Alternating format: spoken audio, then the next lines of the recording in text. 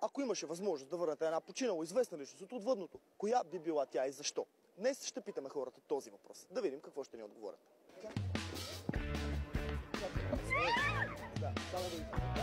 Ако може да върнете една починала известна личност, коя би била тя? Това е много труден въпрос. Все пак. Кристо. Майкъл Джексън. В първи момент се сетих за Майкъл Джексън. Майкъл Джексън. Защо? Харесваше ми музиката му. То е много банално да го кажа, би казал Васил Левски пак. Васил Левски. Левски. Левски. Защо?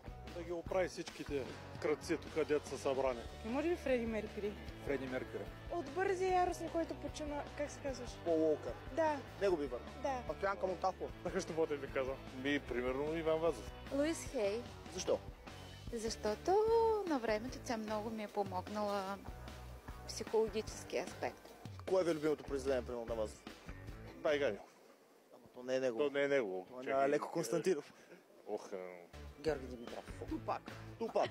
Която е любимата песен на Тупак Шакур? Changes. това е Лили Иванова, брат. Лили Иванова не е починала, братле. Лили Иванова е жива. Тръгвай. Ако можете да върнете една известна личност, която е починала, коя би била тя? Както ви гледам, Боб Парли. Васил Найденов. Ама Васил Найденов е жив, господин. Чай. Мерлин Монро. Маратона. Пеле. Жил Верн. Жил Верн. И аз много харесвам Жил Верн. Кое е любимото ви произведение на Жил Верн? Те са много. Кажете едно. 20 000 левги под водата. Капитан Немо. Острова на съкровищата. Може би Цилпак. Майкъл Джексън. Защото?